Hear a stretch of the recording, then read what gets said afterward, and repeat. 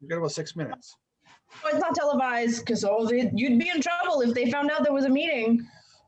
They didn't get to watch. Not that like they know what's going on whatsoever, but they've both moved to Cornwall recently, and it's like the highlight of their week that they get to watch our meetings. They no longer live in Alexandria. Is that where they moved from? We moved my grandmother to the villa, St. Joe's Villa, at the beginning of March. And so my 92-year-old grandfather was driving from Alexandria to Cornwall every day to visit her. Oh, wow. He's already blind of an eye, and we're pretty sure he's got dementia. Like one day he was visiting her, and he can't have lunch with her. So he's like, I'll go get lunch. I'll come back. He went to get lunch, but he forgot why he was in Cornwall. So he just went back to Alexandria. And so everyone was worried, wondering where he went. So we moved him here. He's at 15 Edwards now. Oh, wonderful. With the view of the St. Lawrence River and the cotton mill development. It's the best view in town. Honestly, I think I fell in love with my city all over again the weekend we moved him in.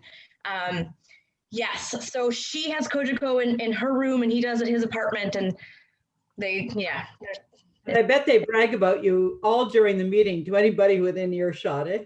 Yeah, and there was a meeting. I mean, I don't talk if I have nothing to say. Like if what I have to say has been said already by one of you, I likely won't speak. So there was a meeting, I don't know, let's say 4 weeks ago where I didn't say anything, and oh boy, I was in trouble.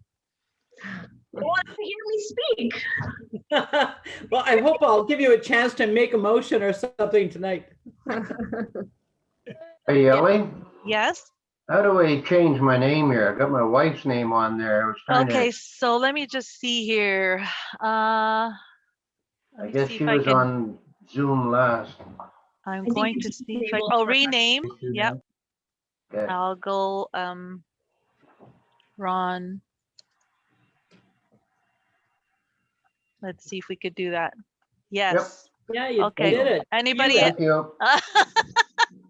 Slowly, I'm getting better at this. Everybody And else is actually, okay. I'm So- on as Cornwall committees. so if Oh, you can- okay. So let me. Yeah, I will do that. It's Rename. closed. I have to, that's what. There. Now they're aware. Thank you. No problem.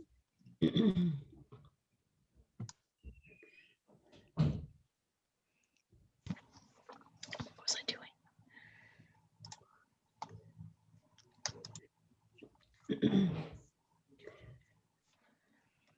And I think I see Ian Bowering, but he's identified by a string of numbers and letters. Okay, I'm gonna change that.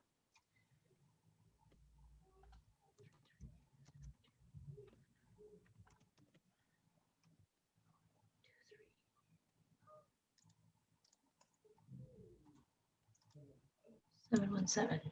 Save. Confirm. Yes. Oh, sorry. No, that's okay. Did the other meeting start? It's just starting now. Oh, yeah, yeah. Close the doors. That's okay. Hi, Councillor Elaine. It's Bill here from your TV.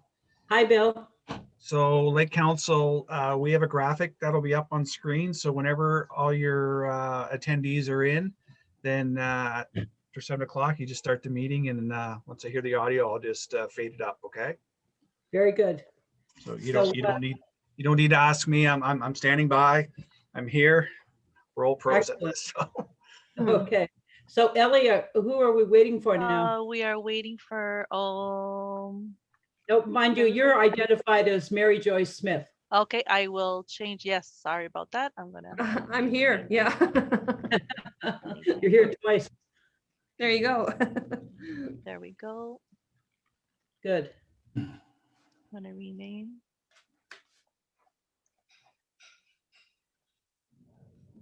I don't see Councillor Dupel, I don't think. And I don't think Claude either. And I did send him the link to his work email address. So he's supposed to be joining us. I just saw Councillor Towndale. Yeah, he's in. Yep. Good.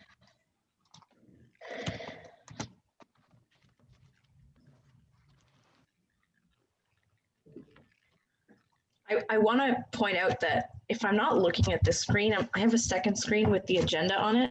Okay. And I had someone say that it looked like I wasn't paying attention one meeting. I'm just looking at the agenda here Good.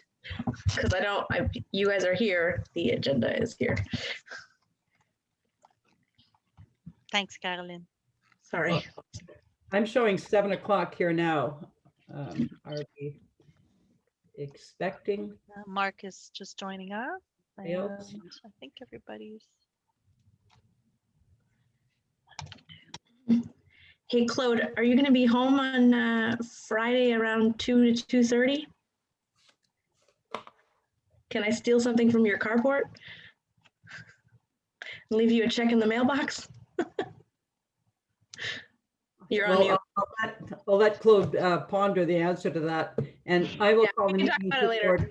Just before I forget. I'll call the meeting to order, Thank you. and I'll ask Ms. Daniels to call the roll, please. Yes. Mayor Bernadette Clément, Result. Councillor Todd Bennett, Present. Councillor Éric Bergeron, Councillor Maurice Dupel, Present. Councillor Sid Gardner, Here. Councillor Glenn Grant, Councillor Caroline Hébert, Is out? Councillor Dean Hollingsworth, Present. Councillor Elaine McDonald, Present. Councillor Claude McIntosh, Councillor Justin Towndale, Present. Lay Member Amanda Brisson, Lay Member Ron Symington. Present. Thank you. Thank you. And I'll ask if there are any conflicts of interest to be declared. Seeing none, I'll ask for a motion to adopt the agenda as presented. Glenn Grant, seconded by Dean Hollingsworth. All in favor? Thank you. And now a motion to adopt the minutes of the PAC meeting of February 16th, 2021. Sid Gardner and Carrie Lenny Bear. All in favor? Thank you. We have no business arising from the minutes.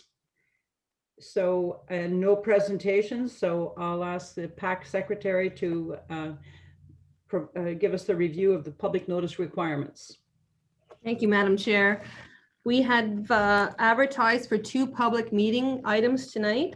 The advertisement was in the Standard Freeholder on March 20th.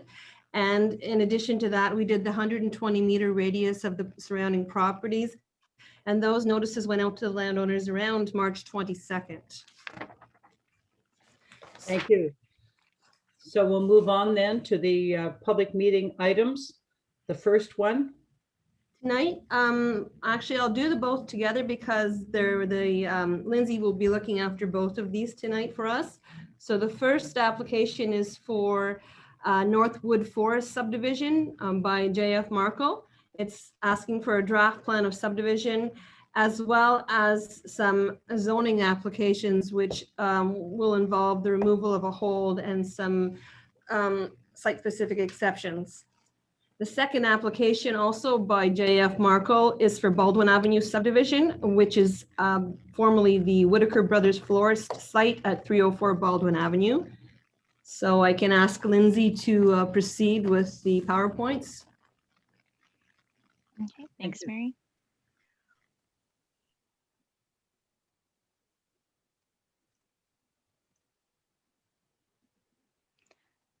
Ellie, I'm just waiting for you to allow me to Okay, share my yes, screen. I'm going to share the screen. Okay. Thank you. Share.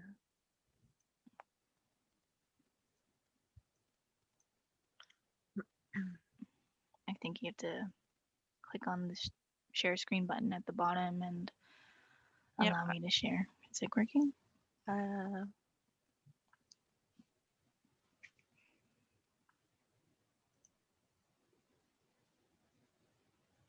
think it just says host disabled participant screen sharing. So I'm just Just bear with me Waiting. for a Yep. second. I'm just clicking on the share.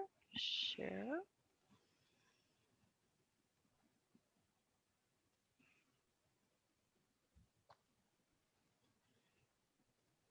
You can make her a co-host as well, Ellie. As well, from the Oh, top it's working party. now. I got it. Okay, beautiful. Got it. Thank you. Okay.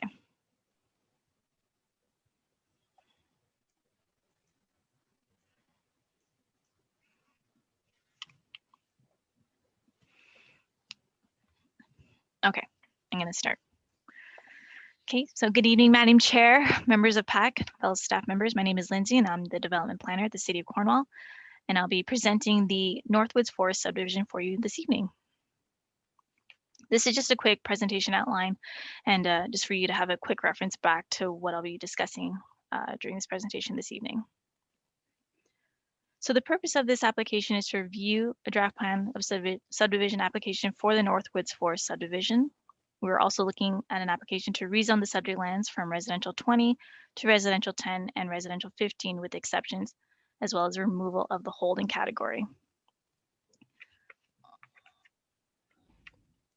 So this is an aerial image of the subject lands that we'll be discussing in this application. The subject lands are legally described as being part of Lot 8 and the part of the east half of Lot 9 on Concession 3. The total area of this site is approximately 14.41 hectares, which is converted to about 35.6 acres of land. So this is another image of the Northwoods Forest subdivision as well. And what I wanted to show you is the surrounding area and the existing land uses. So as you see, the property itself is situated east of Pitt Street and south of South Branch Road. The existing land uses, there's existing low-rise residential to the south, which is actually phases 1 and 2 of the Northwoods subdivision, which is already underway. And there's a mix of commercial and residential land uses to the west along Pitt Street and commercial land uses to the north along South Branch Road. And then as you see, vacant lands to the east. So this slide just shows you some images that I've taken of the subject site itself. This is Morrissey Street looking south on the existing land, residential land uses. And then on the same street, Morrissey Street looking north is where the proposed draft line of subdivision will take place. This image is of Kirkle Avenue, which is another street, which is another roadway that will be extended with this full build out of the subdivision itself as well. And sorry, just going back to the previous slide, I just want to mention that Morrissey Street will be the main roadway that will be extended first with this proposed draft plan. So just wanted to give you a brief background of the Northwoods subdivision itself. In 2013, phases 1 and 2 were registered and are now near completion. The subject lands are located within the city's urban settlement area. And as mentioned, it currently can be accessed through Morrissey Street, which is to be extended to South Branch Road as a secondary access, which brings us to today's application for draft plan approval for the remainder of the development. So this slide is to show you the draft plan of subdivision as it's been submitted. And just want to make mention that it's a total of 8 phases, so phases 3 to 10.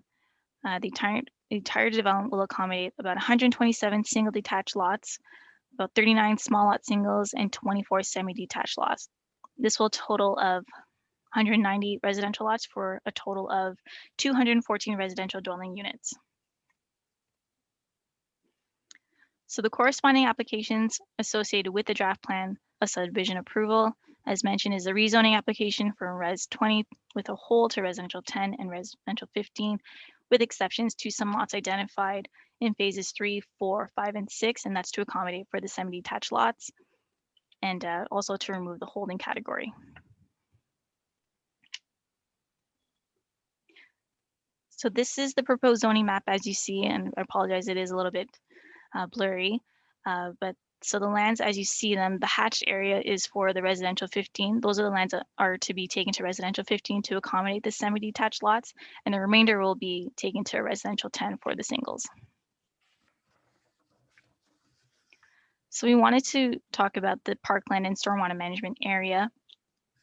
Typically 5% of the total area is to be dedicated as parkland. This requirement was already fulfilled in phases 1 and 2 of the Northwoods Forest subdivision itself. However, there are some recent challenges with the, just looking back on phases 1 and 2, the Parkland dedication also included a plan to replant and relocate some of the butternut trees that were identified on the property. However, there were some challenges with the placement of the replanted trees as their location may be impacting the city's ability to maintain the stormwater management pond. Therefore, further discussions may be required between the developer as well as between the developer and the division manager for recreation and facilities. So just wanted to give you a close-up look of the parkland itself. The image to your right is just an aerial view of Block 52, which is the identified Parkland dedication, and then the image to the bottom left is what it looks like today. So as part of our evaluation, the application is supported by provincial policies as well as the city's official plan. Various studies were submitted with the with the subdivision application. I know it was circulated to commenting agencies and as well as city departments. Overall planning is supportive of the draft plan as long as the draft plan conditions are fulfilled. It recognizes, but we also recognize that phases 4 to 10 will require additional studies before proceeding with plan registration. In conclusion, as mentioned, the Planning Division has reviewed the Northwoods Forest Subdivision, supporting documentation, associated zoning applications, and is supportive. The applications are consistent with the provincial and official plan policies. We believe that this proposed draft plan will form a major development in the north end of Cornwall. However, we do think that there's some phasing that needs to be addressed with this draft plan. We believe that phase 3 of the subject lands is appropriate for immediate development. However, phase 4 to 10 will require additional studies before plan registration. Thank you. Thank you, Lindsay. Now, I don't see Mr. Markle in the meeting, but I do see Mr. Eamon, and I'm wondering if he is speaking for the proponent or representing him this evening. Maybe I've lost him. Yep, thank you. I'm actually here with Mr. Markle. We're both here today. Yeah, technical difficulties, so we're both here. Welcome to both of you. Yeah, thank you. I'm sorry, was there a question? Now, well, I'm wondering if you want to add anything to the presentation before we go to questions. All I'd like to add is I know, as Lindsay had pointed out, there was, in reading the reports, I do believe that there's a traffic impact study that was required or requested by the traffic department, but otherwise I think the studies have been satisfied. I think that was the only one requiring, that we required to get all of the subdivision registered. Very good. Thank you for that. So are there any questions, council? Todd Bennett? Go ahead, Todd. Okay, thank you, Madam Chair, through you. In the comments, there was one from the Township of South Stormont asking that the roadway going out, opening onto South Branch Road, which I believe was Kirkhill Street, they wondered if that could be realigned to open up with the street that they have on their side of the road at Julian Street. I just wonder if that has been considered, or if there's a reason why it can't be done, or if anybody's even actually looked at that. I can answer that. Okay. Go ahead, Mr. Markle. Yes, I can answer that. Actually, we've looked at that. It's unfortunate it didn't come up sooner, but it's quite a simple thing to do. We've had comments from Enrique, and it's as simple as moving the top end of Kirkhill. If you are familiar with the plan like I am, we would basically move it over about 5 or 6 lots. And the reason for that is twofold. One is it's going to line up with Julian Street. Now, we have to keep in mind that Julian Street has been there, I'm going to guess, about 60 years, and it's basically a defunct subdivision. But that being aside, it's pretty easy for us just to move the top 44 meters of Kirkhill. I'm going to guess at about 5 lots to the east. And that'll satisfy 2 things. One, as Enrique was concerned about, perhaps people speeding down Kirkhill to get to Cornwall Center Road. And so by moving that over the 200 or so feet, they'll have to make a jog. And then secondly, it will line up with Julian Street. So it's not a big deal. I've done a preliminary design of it, and we will still end up with the same amount of lots. Small lot, singles, semis, and single family dwellings will remain the same. It's just we're taking some and moving them from here to there and back. So it's just a case of moving blocks around. So it's not an issue. We are having a planning study done right now. We will probably only have it done by June. And at that time, we'll address the issue with Enrique and perhaps some of the planners. Okay, Thank you. No. We believe that we will not have to come back to PAC with this because it will be a very minor change. And we hope that that's the case. Thank you. Okay, thank you. Mr. Martin. Yeah, I would agree with Enrique Cam's assessment of this. There could be speeding coming off South Branch Road there. This kind of layout kind of reminds me of Hamilton Crescent in the East End, where the road that comes in off Marlow doesn't directly go into the subdivision. It kind of comes to a stop. You have to turn. So I'm glad to hear that you've considered that. Thank you. Thank you. Are there further questions? Yes, Councillor Grant. Thank you, Madam Chair. I'm just wondering about the Parkland dedication.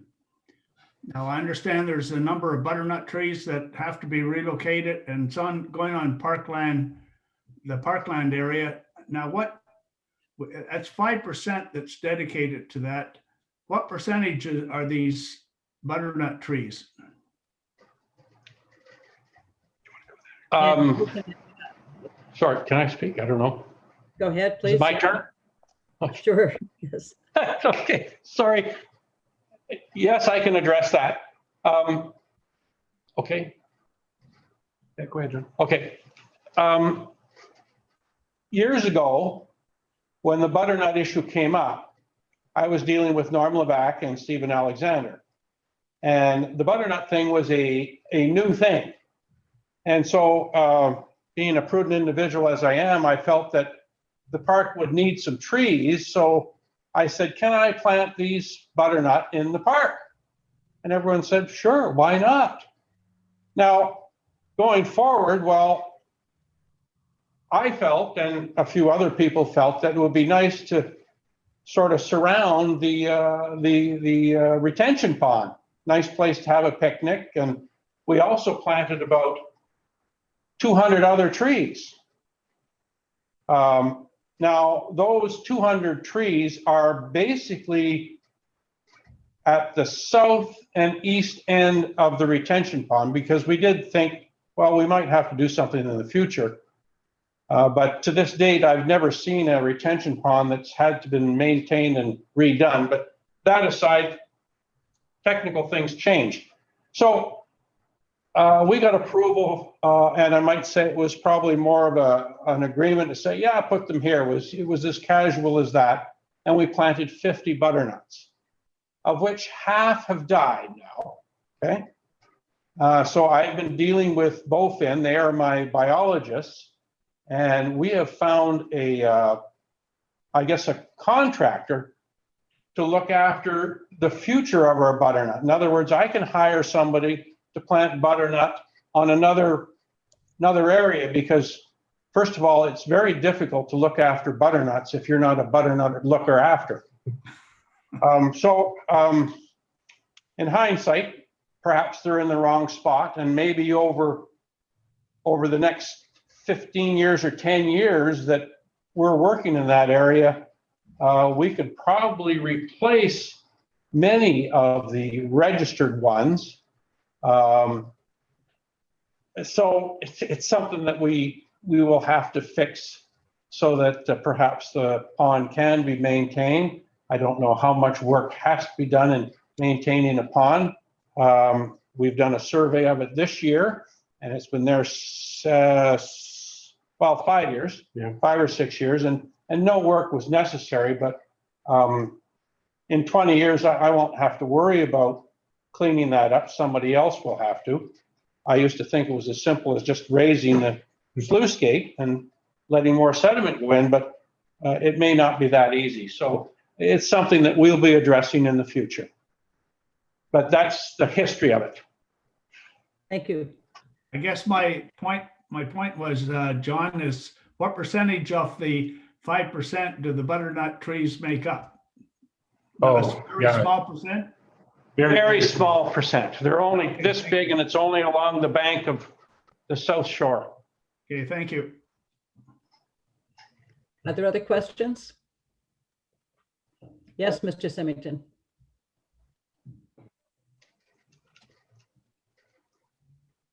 Thanks, Madam Chair. The question I have deals with a statement on page 36 of the EVB engineering report having to do with the existing sanitary sewer on Pitt Street. Apparently, there's a 137-meter section of the sanitary sewer that's going to be, it's going to, when this development is complete, it'll exceed the capacity, and that's supposed to be upgraded.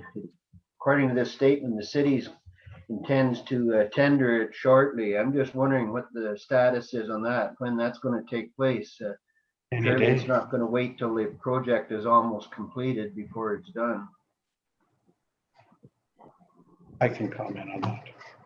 Perhaps Mr. Boileau, would that be, or Michael, Mr. Fothrop? Yes, please. Through you, Madam Chair. The project is actually out to tender right now, and we'll be starting within a couple of weeks. Okay, thank you. Are there other questions?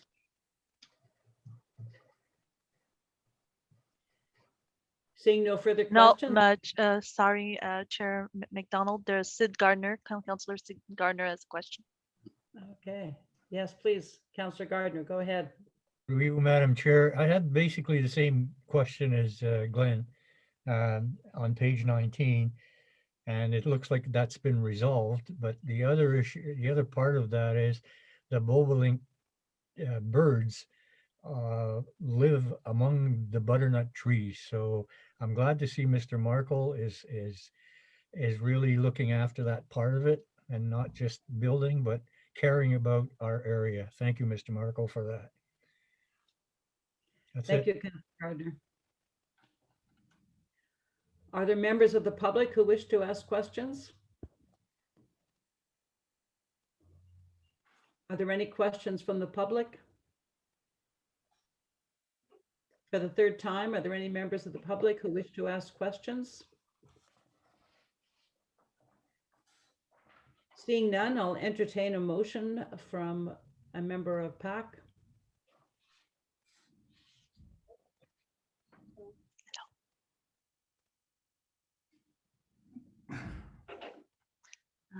Sorry, Madam Chair, your There. speakers. Yeah, that's it. Perfect. And back, yes. So Councillor Grant moved the recommendation, I presume. Right. Seconded by Mayor Clement. All in favor? Looks very good. Thank you. Thank you, PAC. Moving on then, Ms. Parisienne.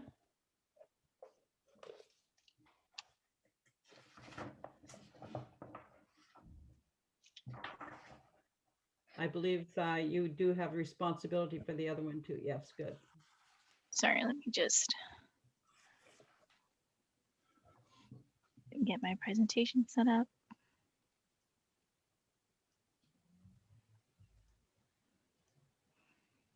Okay.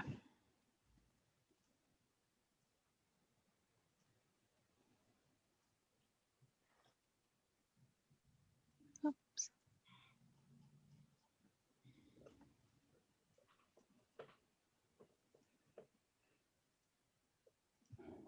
There we go.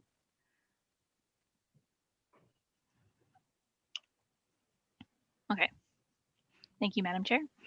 So on to our second item for tonight's PAC meeting. This is an application for draft plan of subdivision approval for the Baldwin Avenue subdivision. This again is just a quick presentation outline of what I'll be discussing this evening, and just for a quick reference for you, for PAC. So the purpose of this application is to review The draft plan of subdivision for the Baldwin Avenue subdivision for approval. The lands, the subject site is legally described as being part of Lot 7, Concession 1. It's also municipally known as 304 Baldwin Avenue and is the former Whitaker's Florist Shop, and it is recommended that the draft plan of subdivision be approved. So this is an aerial view of the site itself, which is, as you see, is highlighted in yellow. The total site is approximately 1.1 acres in size, which converts to about 0.452 hectares. There's approximately 47 meters of frontage along Baldwin Avenue, and the site is about 80 meters deep.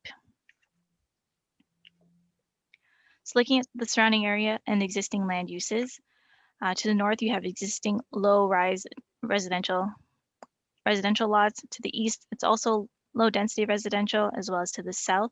However, to the west, along Baldwin Avenue, that's where you'll find the medical/dental building, as well as Joe St. Denis field, baseball field.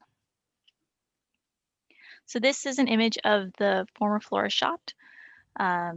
This was an image that would have, I believe, taken place in 2012 when the building was existing before it has been demolished in 2018. So today, what you'll see is a vacant property. These two images are taken along Baldwin Avenue, looking right onto the site itself. And directly across the street, as I mentioned, you'll see to the left image, that's the medical building. And then to the right, that image is of the baseball field. So some additional site characteristics. The site itself is designated urban residential in the city's official plan. The site is zoned for residential 10. The proposed draft plan and lot fabric actually adheres to the applicable zoning standards, and it's been identified that no site-specific exceptions are required at this time. So this slide gives a bit of a background and history of the property itself. Back in the 1880s, the land was sold to the Whitaker brothers, where back from 1903, that's where they began operating their florist shop, which continued to operate as such for several decades after. Up until 2018, the existing building, as you saw in the previous image, was then demolished, which brings us to today, where the subject lands are to be developed into residential lots.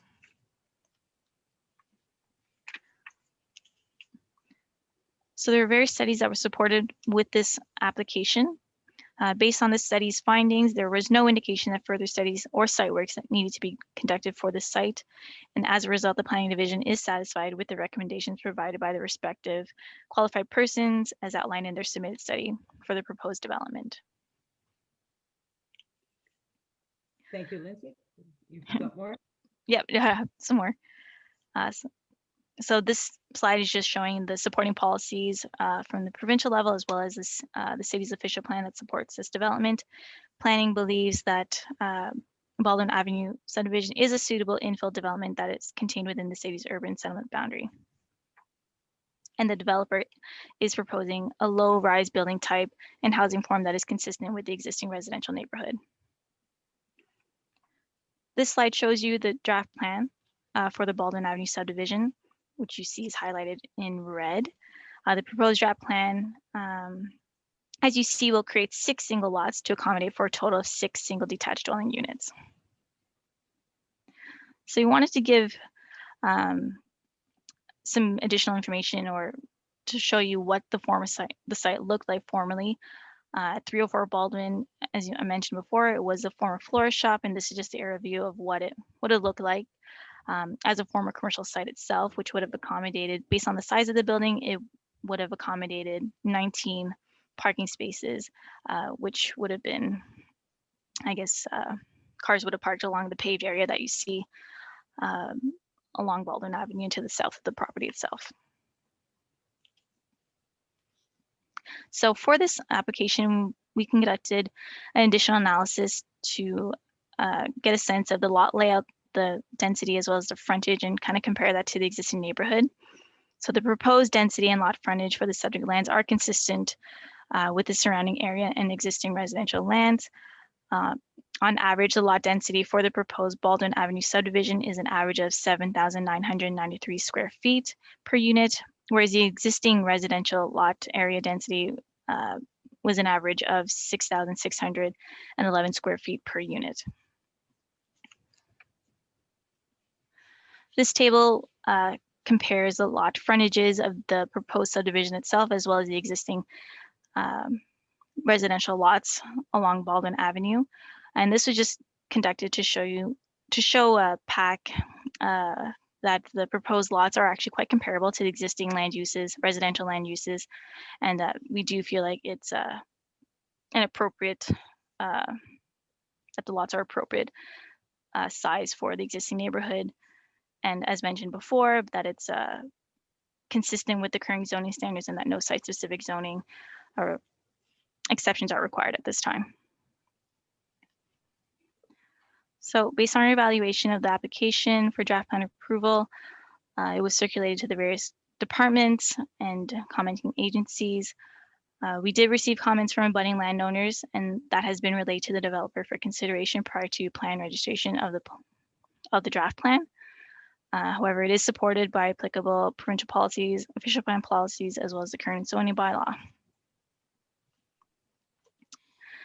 As we discussed already, there was a detailed review of the proposed development's lot density and frontage, and it was concluded that the proposed lot fabric is comparable to the existing neighborhood.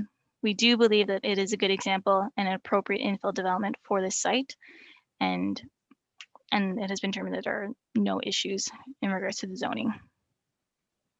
So in conclusion, the Planning Division has reviewed the application for draft plan and subdivision, and we are supportive. The application provides a desirable infill development on a currently vacant lot. The developer is proposing 6 low-density residential units, which is consistent with the existing land uses. And with this application, there are no additional applications being considered tonight. Thank you. Thank you. And before we go to questions, I'm wondering if the proponent wishes to add to your presentation. No, I think planning has summed it up quite well. Thank you. Thank you.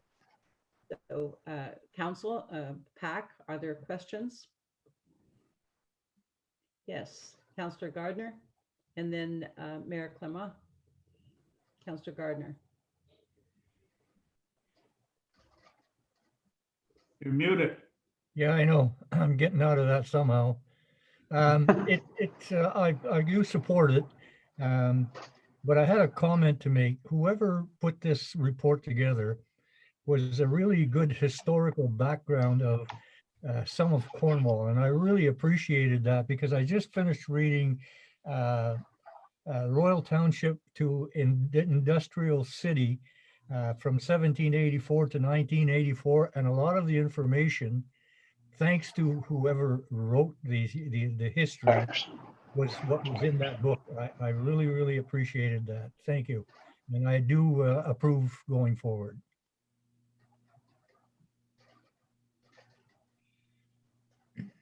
Thank you.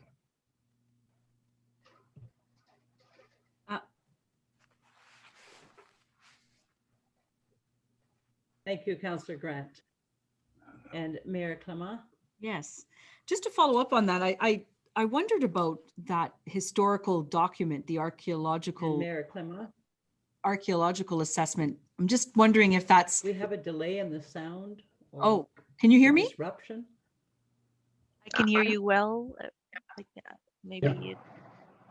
Can you hear us there, Madam Chair? Yes. Madam Chair? I think it's Councillor McDonald's. Yeah. Yeah. Madam Chair, are you with us? I can hear you very well, Madam Mayor. Okay, I'll ask my. Seems to be frozen, but I hear you. Okay, I had 2 questions just about the archaeological assessment, and I too read that with great interest. Wondering, is that a standard piece of the process? Maybe I've been away from PAC too long. Yes. And number 2. It's pretty patchy. Oh. And at least in the mayor's case, the video seems to be frozen. Is she good? I am. Okay. I'll just, I think somebody heard my. I just got a notice. I'm good too. Okay, Yeah. and the second question was for engineering. I just want more explanation around the right of way and how that works with the increasing of the width. I read that in the traffic comments and the engineering comments, but just maybe more detail about exactly what that means.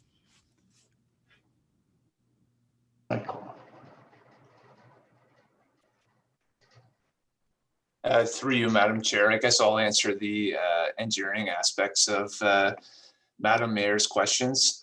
So I think the initial proposal was for a 6.2 meter wide asphalt road width, which we determined to be probably not wide enough. It will get a little congested, I guess, with if there is ever any parking on the south side. And our minimum standard is for 3.5 meter wide lanes. So then is this unusual for this kind of development? Through you, Madam Chair, yes. So in our typical subdivisions, we require an 8 meter wide roadway. In our typical city streets, we try to achieve 8 meters wide.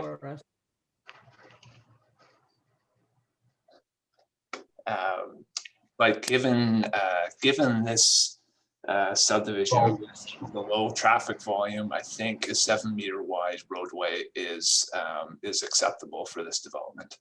Okay, thank you for that. Ms. Joyce Smith, an archaeological assessment is pretty standard, is it? Just remind me, I haven't seen one so detailed in a while. Yes, Madam Mayor, with the provincial policy requirements recently and the official plan implementation section, it's usually the call of the planning department if they realize that it's in this case, a greenfield site or not something that's been paved over or whatever, and may have an historical context to it, then we can ask for the application to consider the historical review. Typically, a stage 1 archaeological is required. It is applicable law. So, I mean, if they complete the application and they see that they fall into any of those boxes, then they're going to complete it. Great, thank you. Thank you for the presentation, Ms. Parisien, and thank you to the proponent.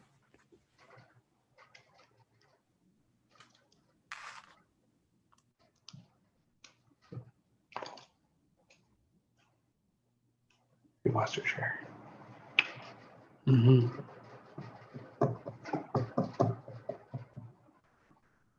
Madam Chair, are you with us? Madam Chair, can you hear us?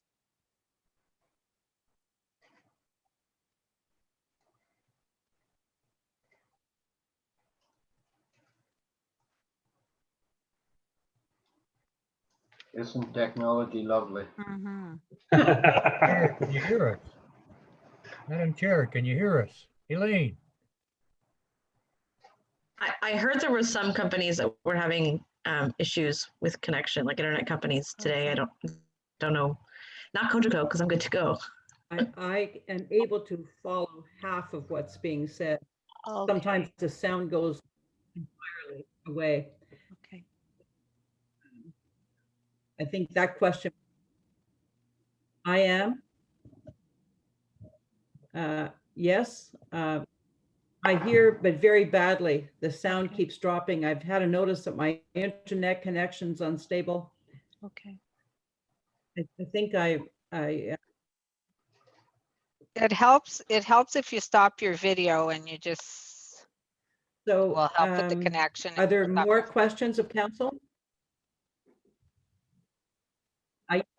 I can hear you.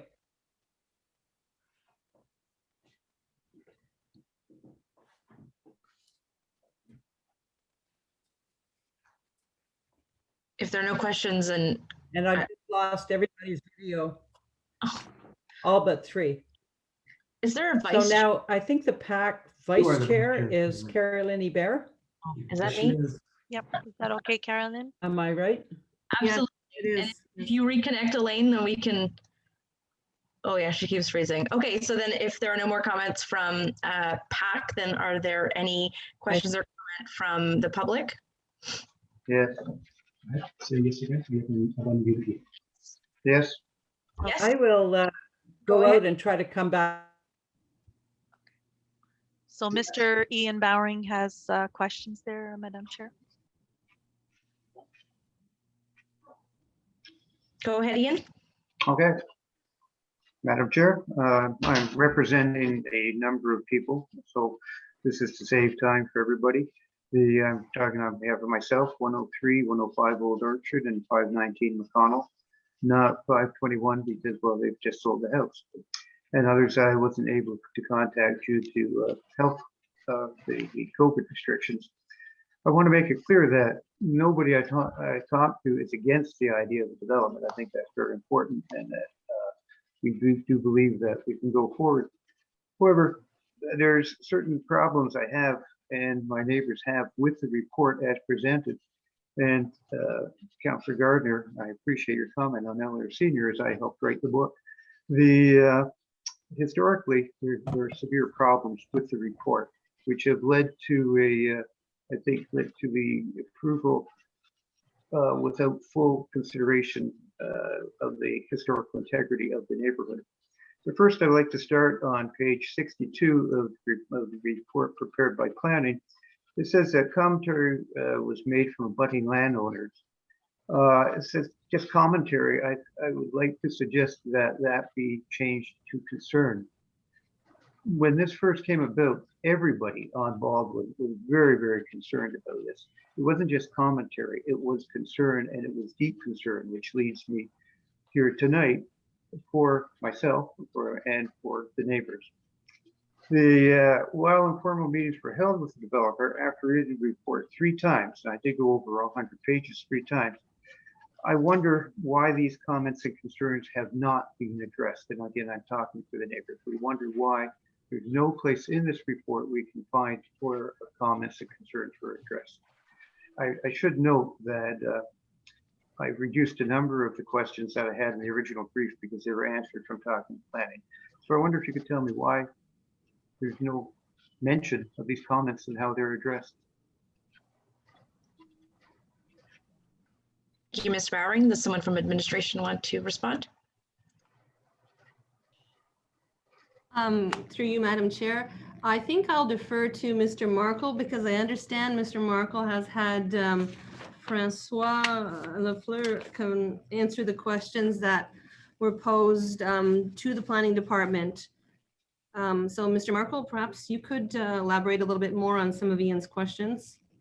Yeah, I can speak to that. I'm Francois with AVB Engineering.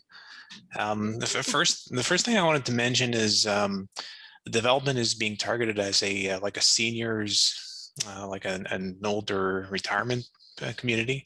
It's going to be marketed as such. We can't limit the sale of the houses to only seniors, obviously, but the houses are going to be slab on grade with only 2 bedrooms. So no basement, not very attractive for young families, that sort of thing. So we're targeting a certain demographic that are with this development here.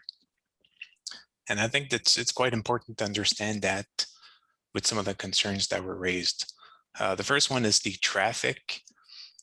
There was a concern brought up about excess traffic coming from this residential development.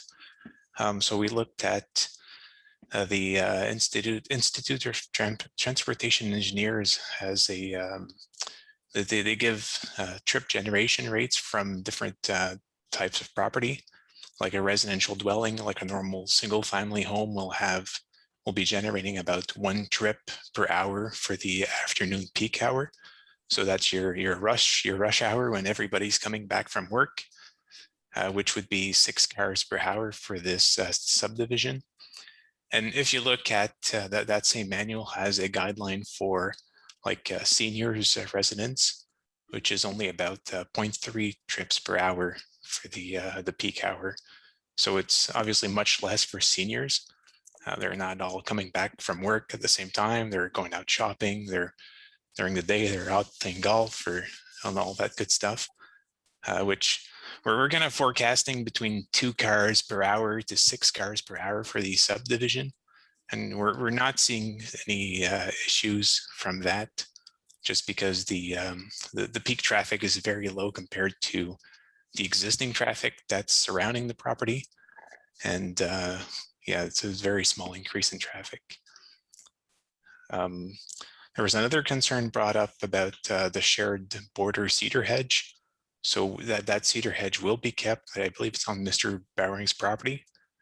And we're not looking at doing a fence along that hedge, just to, we don't want to let it breathe. We don't want to hide it with a fence and make it very difficult to maintain. And maintenance of the hedge would be kind of shared between the two property owners, as is, pretty much anywhere else in the city. The neighbors pretty well have to coordinate and come to an agreement as to who maintains the hedge and so forth. There was another concern brought forward about increased population density. And again, just because the development is being targeted towards more senior residents, we don't think it's going to be like there's going to be a security concern. Obviously, I'm not an expert. I'm not a police or something like that, but that's our opinion, anyways. And same idea for the noise perspective. Again, the properties are being targeted towards more senior residents. So we're kind of thinking, and it won't be endless parties overnight. And there's an extra 6 houses that are being done for, there's a number of houses in the subdivision currently. So it's a slight increase. Yeah, there's potential for a bit more noise, but we're not seeing there to be a potential for, a large increase. Next up, we had construction noise. So that's not quite been established yet as to what the schedule will be for construction. But what we can say right now is that the contractors, whether it's for road construction or house construction or roofing, I think was one concern. Any type of construction will have to obey the noise bylaw from the city, which is no construction noise from 7 p.m. to 7 a.m. on all days, no noise on Sundays, and no noise on statutory holidays. So that's something I think, since John is also the builder and developer, like that's something he can make sure that it's something that will be adhered to. Next up, we had, there was concern about trees that were removed. And that's maybe something that John could better speak to, but from discussions I had with John, it was only the limbs that were kind of overarching over top of the property line that were cleaned up and removed. And just to note that we had a legal survey done, so we pretty well know exactly where the property line is, and that's something that I think John is trying to obey or not go over the line. And then heritage elements. So there was a concern brought forward that this development kind of deviates from the layout and feel of the neighborhood. And again, that's our opinion, but we're seeing that there's a wide range of, there's some newer houses that were maybe done in the 70s or so. There's older houses. So it's not like we're seeing a subdivision that was all built in the 40s or something like that. And there's also like different state of repairs, like some houses are in better shape than others. So we're kind of seeing a bit of everything in here. So we think our subdivision will kind of mesh in there. It's going to be maybe a breath of fresh air for some of the properties anyways. And just another thing too is like our subdivision will be kind of off the main road and kind of tucked away in the side. And we're going to do trees along the first house to kind of blend it in and hide it better. And yeah, I think that was pretty well it for the concerns from Mr. Bowering, but if there's additional ones, we can speak to them. Mr. Bowering, did you have any follow-ups from your questions? Well, first of all, I'd like to thank you for the chair to answering the questions. I think that could be most of them. I just wanted to point out one concern though that the neighbors had when the trees were taken down. Everybody just couldn't understand. It just came in, all of a sudden it happened. And I think that that's one of the concerns the neighbors and I have, is that suddenly something's happening, lots of noise and activity, and we aren't being alerted to it. And this may be too much to ask, but I would ask Mr. Marco, who I've spoken to, and the neighbors who've spoken to, if we could have some warning when this is going to happen, because this is a quiet neighborhood, and for this to sort of happen, it does disturb people. Having said that, I thank you for those answers. I do have more questions because, again, I'm concerned about the conclusions that were reached based on incorrect historical information, which go through, if I may. The page 58 of the report, and it was mentioned by Ms. Parisian about the comparison of the surrounding houses. I looked at that, and I noticed that I was surprised that the comparisons did not take 5 out of 8 of the abutting houses, but yet it moved to houses that were south of 2nd Street, which has completely different demographic history than this. This area, and I'll show this later on my third question. This area is completely different than south of 2nd Street. Historically, always has been completely different than south of 2nd Street. And I wonder why the homes that are south of 2nd and not abutting were compared. Because if we were to compare the size of the homes, the frontages of the houses around this property, I believe you'd come up with a different comparison and would start to come up with different conclusions. I wonder if that could be looked at. I have gone around and measured. I see Mr. Boileau has put his camera on. I would assume that means he'd like to respond.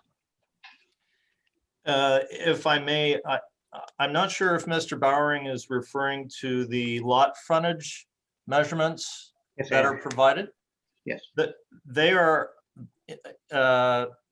we paid special attention to not going anywhere other than on Baldwin Avenue between, I guess it would be 4th Street and McKay, or sorry, is that Old Orchard? Well, it's the street that is the corner of your property, actually. So all of the houses that we're speaking about here in this study, or in this detail, are actually fronting on Baldwin Avenue north of your house to 4th Street. So we were careful to only look at the houses fronting on Baldwin Avenue within the immediate vicinity of your property and of Mr. Markle's property. And so that information is exactly what you would see out there. Then perhaps I'm wrong, because I looked at the addresses 103 and 105, I believe, or south of 2nd. I walked up the street with it, and I wondered why. I appreciate you looked at Baldwin, but the abutting properties are also Old Orchard and McConnell, and they're very concerned about this. And again, if you look at the frontages there, you're going to get a different result. And I wonder if that couldn't be looked at for the comparison to make it more complete. And if I'm wrong about 103 and 105, well, that's my mistake, and I'm sorry for it. No, actually, that's an error. 103 and 105 are both on McKay. They're beside, they're beside you, Mr. Bowering. Okay, but the report didn't indicate that. That's for my comment. And Mr. Fitzsimmons, 103 and 105. Oh, and that's Old Orchard, not McKay. Okay, sorry, it's Old Orchard. Okay, now I understand. That's so. If the report could be corrected, and again, if you could look at McConnell where it abuts, I think you're going to find, slightly different comparison. Because what I'm leading up to now comes to my third question from pages 72 to 76 of the Patterson Group report. They spend 5 pages on the history of Eastern Ontario, and that's nice. I've read some used material too. Yet there's only 2 paragraphs on a specific site and area in question. This report's incomplete, and it misses the point that 302 Baldwin was the home and office of a doctor and residence of a former Cornwall mayor. Somebody to chair this meeting, our vice president. And it was also the, should I continue? Yes, please. And it was also the 302 was also the home of former mayor and MP Ed Lumley. They do not discuss Old Orchard at all, which was once known as Doctor Lane, due to the hospital, and today doctors still live in the vicinity. This omission is misleading and misses the historical integrity and significance of this area. Would it be possible for this to be considered in an updated report that reflects the historical occupancy of this area as it forms part of the comparative study and the historic land density? In other words, this area has always been large, spacious houses, large space. My house is over 100 years old. Most houses, if not all of them, are, with one exception, are 50 years or more. And I'm not sure that the historic report indicates that, particularly as it talks back to the annexation south of First Street in the 1870s, which was industrial, and this area was never industrial with the exception of the, if you want to call it, florist industrial. I think this is important to consider, considering how this report is being interpreted. And I wonder if wouldn't be important to look at the actual history of the area rather than spreading its wings into an area that has nothing to do. Because if you do, I think you're going to find a different profile.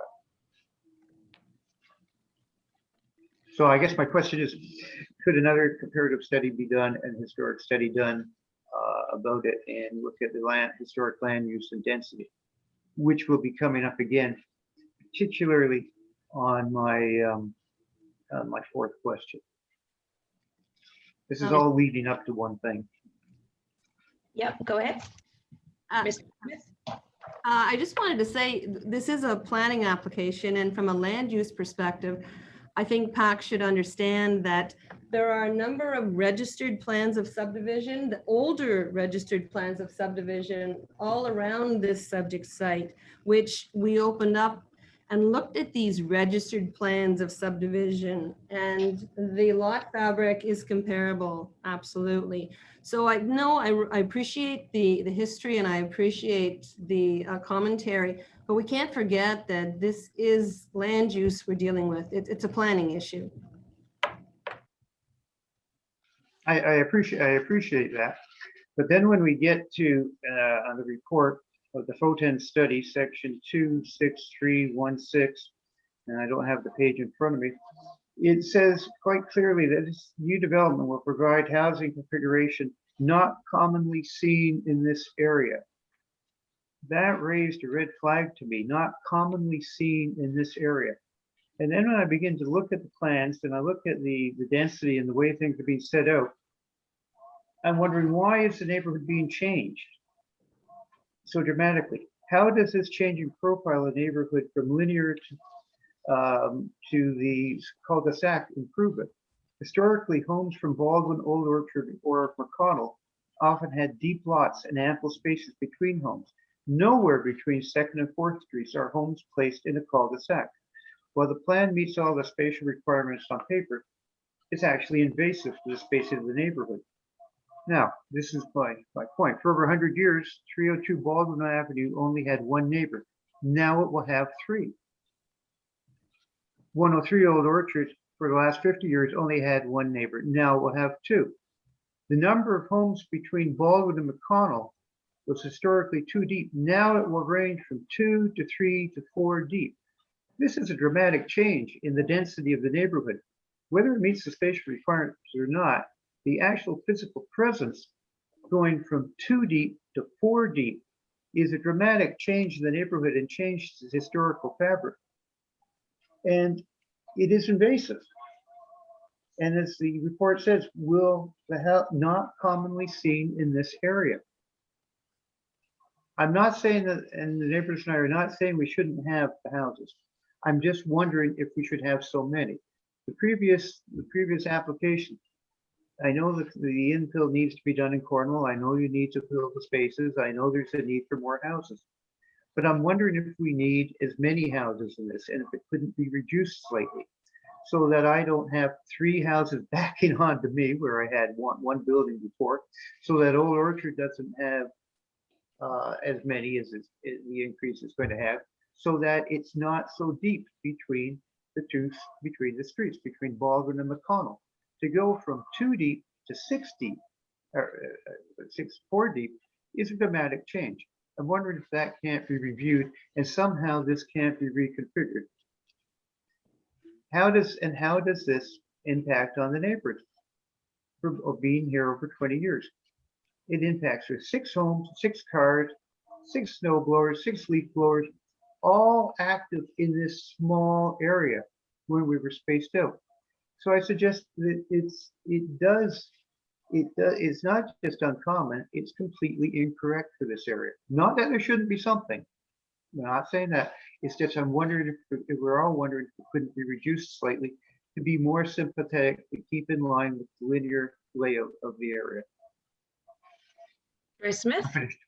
I just wanted to once again reiterate the fact that the Milligan-Miller subdivision, Plan 150, which is to the north of the site, has actually smaller lots that are being proposed tonight.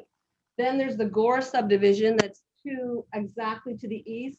It also has smaller lots which form along the street. So I appreciate the fact that there was a big lot in behind the Mr. Bowring's property, but all around to the north and to the south and to the east, they're all registered plans of subdivision with typical 50-foot or whatever and depth. That's all I can offer at this point. If I could add something to that, Madam Chair. Yes, go ahead. Yeah, I just wanted to point out as well, like the section of the report that Mr. Bowring's referring to, it's with regard, although it does state that it's not commonly seen, that what they're, that particular sentence is extracted from where they're going through a provincial policy statement and review, and they're talking about the importance of having diverse housing in the city. And on this one, what they're talking about is just trying to make sure that they have a diverse house and attracting a diverse, sense of tenants that are we're going to be targeting. And so it's really, although it does state that, it's not necessarily the purpose for Mr. Bowring's pointing out, but instead talking about how it's satisfying the provincial policy statement. Thank you for that. Are there any other comments? Just a quick comment, Mr. Bowring, I had requested that I meet with him at some time ago. So I chose to meet him with my son Alexander before we started any work. We graciously met and had a cordial meeting. At that time, Mr. Bowring was concerned about his hedge. His hedge encroaches a couple of meters onto our property. We have no issues with that at this time, and we said we had no interest in touching that. As a matter of fact, it's a nice screen, and the people that buy the house that'll abut that, I'm sure will enjoy that screen as much as Mr. Bowring.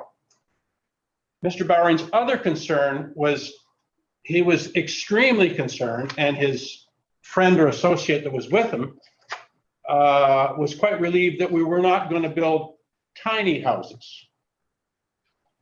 At that time, this would be 6 or 8 weeks ago, there was some talk of tiny houses in the newspaper.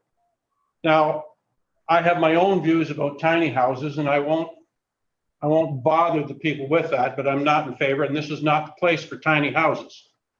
Our houses are going to be very much like a more modern house. I have pictures of models that we will be using. They're no different than any other house that you may see. I'm just trying to do this. I'm not very good at this. These houses are slab houses. And the only reason they're different is they don't have a basement.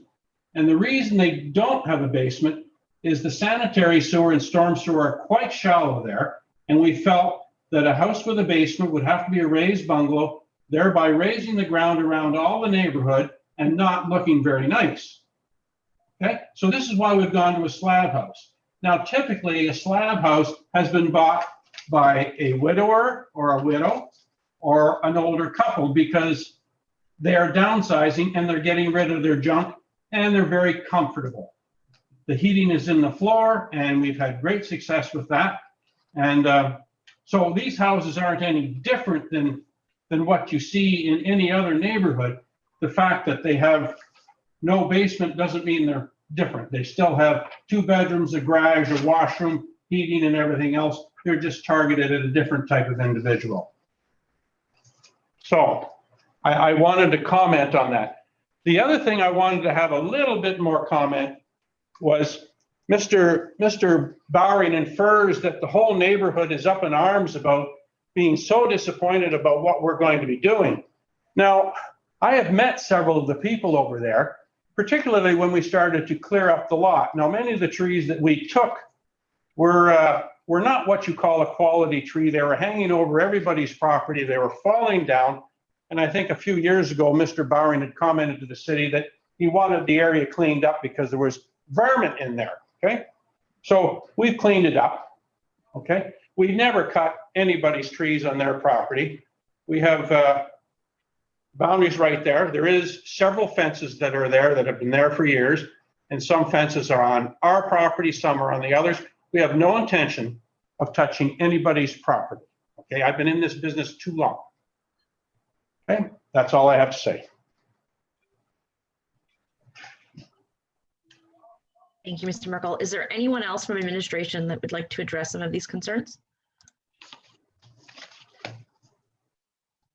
Not from administration, but I'd like to ask a question of Mr. Lafleur if I can. Councillor Gardner, if you can just hang tight 2 minutes. I think Mr. Boileau wanted to respond to some of these comments. Thank you. And then I'll speak.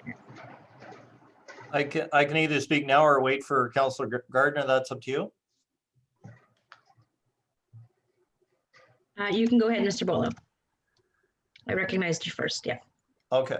I just wanted to make a comment about, so the zoning that's in place currently is residential 10.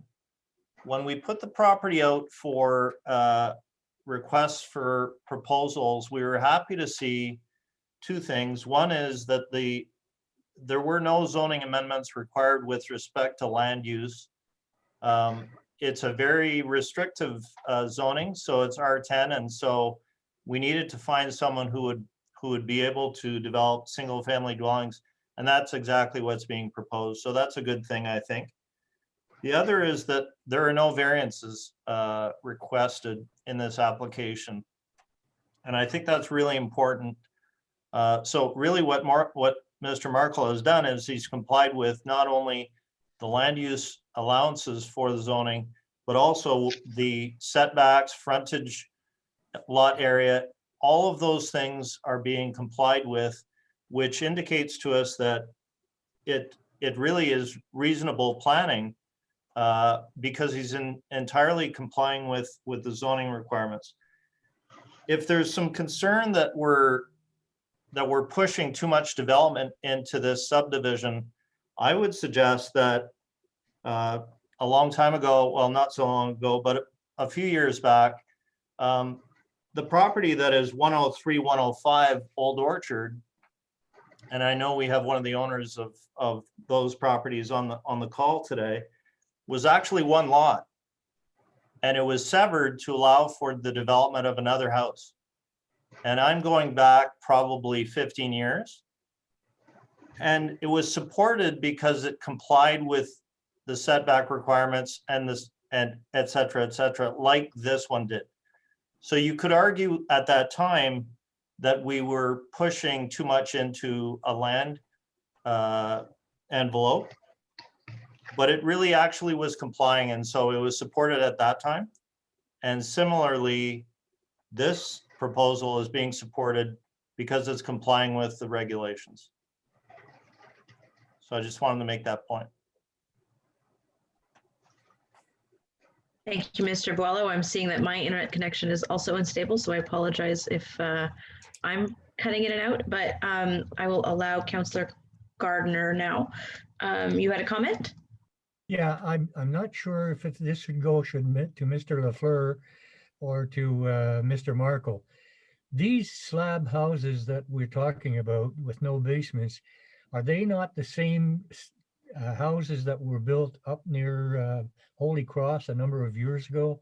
I think it was well over 100 homes, and they were sold before they were finished being built. So if this is the type of home, they are very nice looking, and they're sold to seniors who take the winter and go south.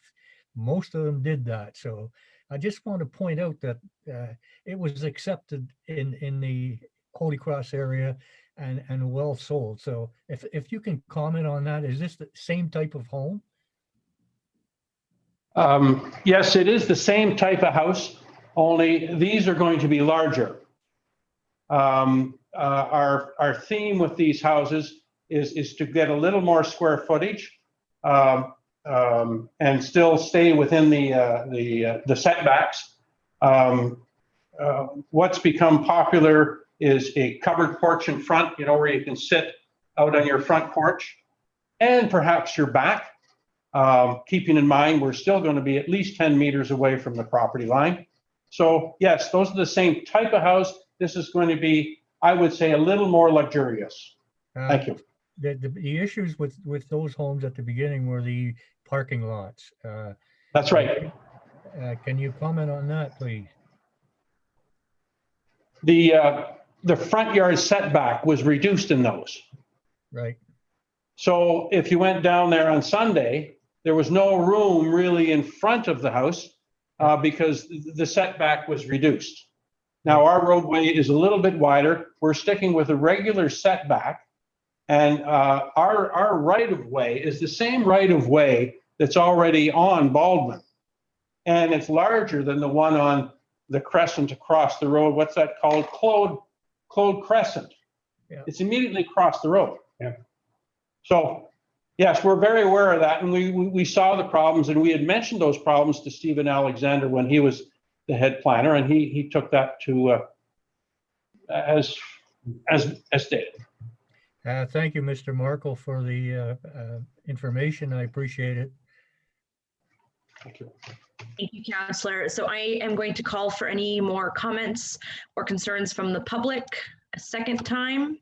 I just like to finish off. Oh, sure. Yes. Okay, I thank you for everybody, and I would just like to say that I don't believe neighbors were up in arms. We were just very surprised that the trees came down, and that we do support that something's going to happen here. But I would just like the PAC to consider reviewing it and perhaps rejigging the configuration so that it's not as deep. The amount of number of houses, there aren't as many, and perhaps look at it in consideration of the comments that have been made. I know the development's going to go ahead. The houses are going to be wonderful, no question there. But I'm just wondering if we can't be a little more accommodating to the needs of myself and the neighbors around, to be more harmonious with the neighborhood we already have. Not canceling the project at all, just a little reconfiguration.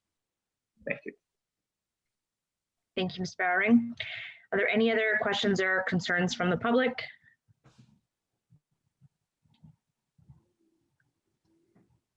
Seeing none, I will turn to council for a motion, or to PAC, sorry, for a motion. Councillor Gardner.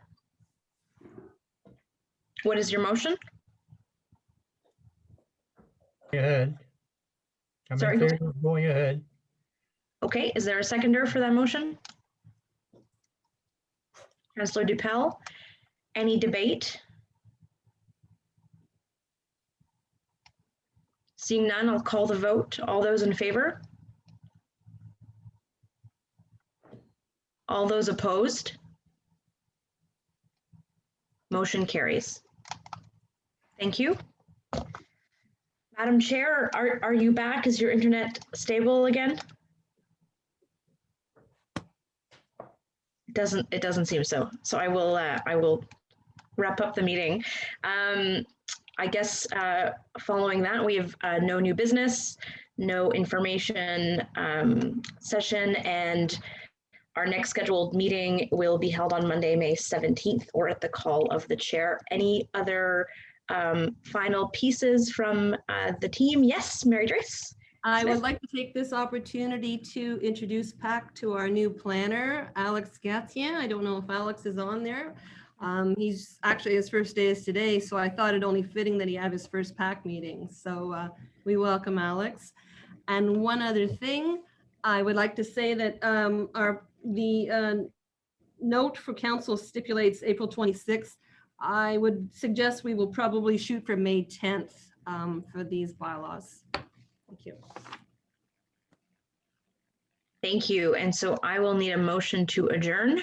Oh, if I may, Madam Yes. Vice Chair, I just wanted to know, where does Alex come from? What was his previous experience? And welcome, Alex. Sure. Do you want me to introduce myself then? There he is. Yeah. So my background. Yeah, graduate of York University's Faculty of Environmental Studies in the program in planning. My research there mostly looked at, I guess, how land use and transportation planning shape each other. I've done some work with BA Group, which is transportation planning and engineering firm in Toronto, and also done a few projects with the Center for Active Transportation in Toronto. So if you got any questions about bike lanes, I can also answer those. So yeah. I just need to say welcome to Cornwall, and thank you for joining our team. Thanks. Yeah, it's great to be here. Welcome, Alex. Okay, a motion to adjourn. Councillor Gardner, seconded by PAC member Ron Symington. All in favor? Bye. Excellent. Stay well, everyone. Keep healthy. Yes, you too. Thank you.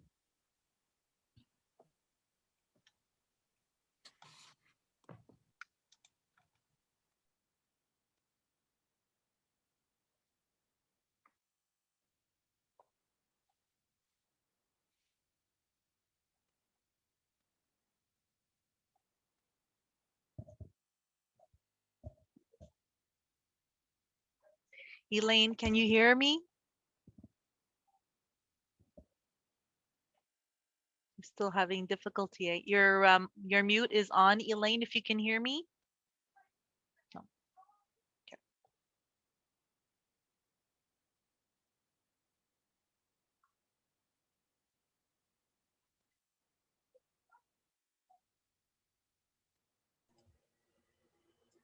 Hi, Ali, Bill here.